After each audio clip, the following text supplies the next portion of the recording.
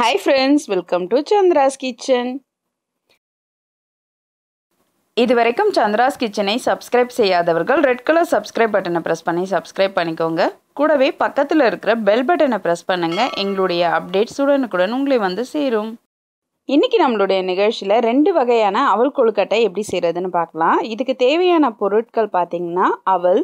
நான் வந்து கெட்டி அவலை வந்து ஊற வச்சு எடுத்து வச்சிருக்கேன். இது ஒரு அரை மணி நேரம் ஊறினாலே போதும், நல்லா மசீரா மாதிரி ஆயிடும். இந்த மாதிரி நல்லா ஊற வச்சு எடுத்து வச்சுக்கோங்க. நம்ம வந்து கார கொழுக்கட்டையும் இனிப்பு கொழுக்கட்டையும் இதில் வந்து பண்ண போகிறோம். இதுக்கு வந்து வெங்காயம், கடலைப்பருப்பு, உளுத்தம்பருப்பு, தேங்காய், ஏலக்காய், உப்பு, பெருங்காயத்தூள், பச்சை மிளகாலாம் எடுத்திருக்கேன். இனிப்புக்காக வெல்லம் வந்து கரைச்சதை எடுத்து வச்சுருக்கேன். இப்போ முதல்ல நம்ம கார கொழுக்கட்டை பண்ணிடலாம். கடாயில் 2 ஸ்பூன் எண்ணெய் விட்டுக்கலாம். கடுகுளுந்து, கடலைப்பருப்பு, பச்சை மிளகா, வெங்காயம் சேர்த்துக்கலாம். இப்போது தேங்காய் துருவலையும் சேர்த்துடலாம். சேர்த்துட்டு நல்லா இதை வதக்கிடலாம்.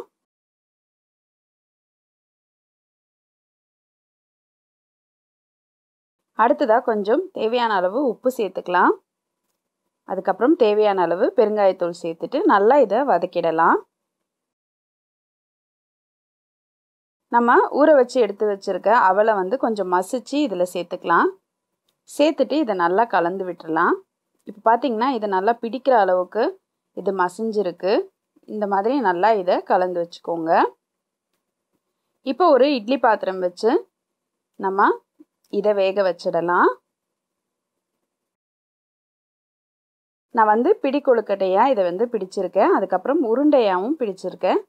பிடிச்சிட்டு இதை வந்து நம்ம மூடி வச்சிடலாம். ஒரு 10 நிமிஷத்தில் இது வெந்துடும். அடுத்ததாக நம்ம இனிப்பு கொழுக்கட்டை செஞ்சிடலாம். இதுக்காக வெல்லத்தை நான் வந்து கொஞ்சம் கொதிக்க வச்சுருக்கேன்.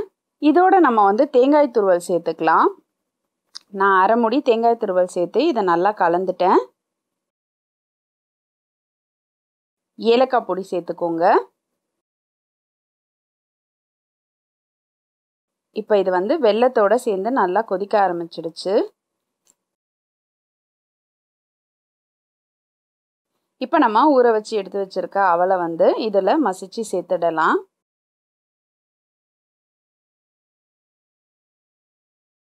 இந்த வெள்ளை கரைச்சலில் அவல், தேங்காய் எல்லாம் சேர்ந்து மொத்தமாக பிடிக்கிற மாதிரி வர வரைக்கும் இதை நல்லா கலந்து விட்டுருங்க.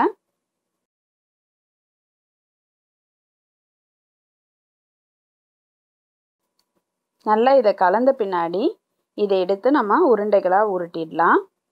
அடுத்ததாக நம்ம இட்லி பாத்திரத்தில் கொழுக்கட்டையாக இதை வந்து பிடிச்சு எடுத்து வச்சிடலாம். இது வந்து ஒரு 10 நிமிஷம் நல்லா வெந்துச்சுன்னா போதும், நம்மளுடைய கொழுக்கட்டை ரெடி. நம்மளுடைய 2 வகையான அவல் கொழுக்கட்டை ரெடி ஆயிடுச்சு. இனிப்பு கொழுக்கட்டையும் கார கொழுக்கட்டையும். நீங்களும் இந்த அவல் கொழுக்கட்டையை உங்கள் வீட்டில் செஞ்சு பாருங்கள். உங்களுடைய ஃபீட்பேக்கை எங்களுக்கு சொல்லுங்கள். மேலும் இது போன்ற சுவாரஸ்யமான தகவல்களை அறிந்து கொள்ள சந்திரா'ஸ் கிச்சனை சப்ஸ்கிரைப் செய்யுங்கள். உங்களுடைய கமெண்ட்டை கமெண்ட் பாக்ஸில் போடுங்க. லைக் அண்ட் ஷேர் பண்ணுங்கள்.